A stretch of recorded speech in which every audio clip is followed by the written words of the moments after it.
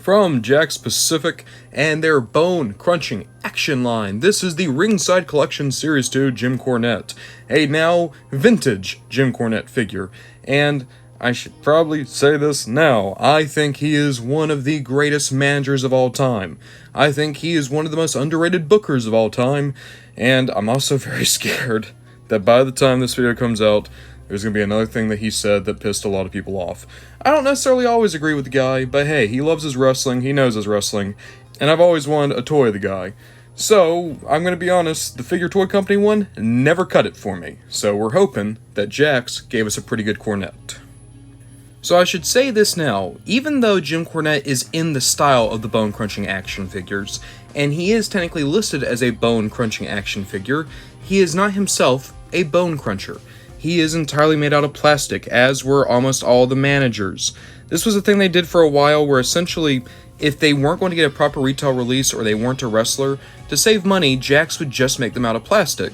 And honestly, I think that's fine. I don't need action poses out of Jim Cornette, I just need to be able to tell that he's screaming about, I don't know, Wendy's triple cheeseburgers or something. And screaming he is. Look at that head sculpt, so cartoony, and yet perfect for Jim Cornette. I will say, the glasses are a little bit weird because there's no lenses, it's just back, hollow.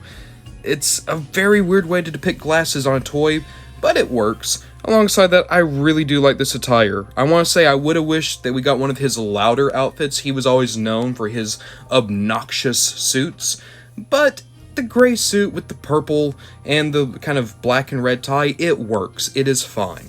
I can see what they were going for, even if I like my Jim Cornette to be dressed as loud as he speaks. In terms of articulation, we have a swivel at the head. It is very tight. We have swivels at both arms. And then that is it. Oh, wait, no, we have a swivel at the waist. There we go. So we can kind of get him into a few different poses. His grabby hand here is a little bit weird, but I can see that it's kind of like a pointing hand. But then, of course, the other hand is meant to hold his tennis racket. If you do not know, Jim Cornette comes from the days of wrestling in which fans would attack the wrestlers. What did Jim Cornette do? Simple. He put a horseshoe inside a tennis racket holder, and then he would just hit motherfuckers if they tried to come for him. So, there's his tennis racket. It fits very well into his hand. A thing I will say is it's made of a very soft, pliable material. I could see that getting ripped because the hand has a death grip on it.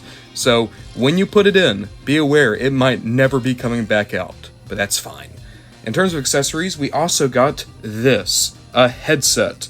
If you did not know, Jim Cornette was actually the announcer on the pilot episode of SmackDown, and he's done announcing here and there all over the place, until recently, but it does look good, the headset fits on well. If you wanted Jim Cornette as an announcer over a manager, this works perfectly. A nice, simple little accessory to throw in.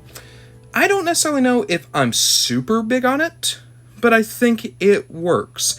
And when I say I'm not super big on it, I don't mean it's not a good accessory. It is, and it'd be perfect for a guy like JR, who was also in this wave. It's just, I don't think of Jim Cornette as being an announcer. I think of him basically being everything else in wrestling before I think of him being an announcer. Though, to be fair, he actually was a pretty good announcer.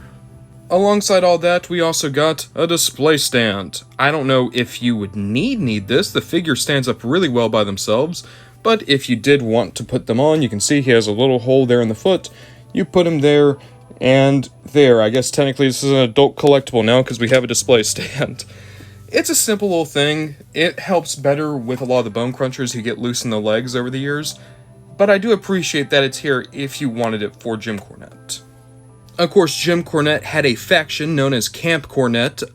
Typically, when you think of Camp Cornette, you think of guys like Vader, you think of a number of other great wrestlers, but to me, the star of his stable always was Owen Hart. So, for comparison, here is Jim Cornette with a proper bone-crunching Owen Hart.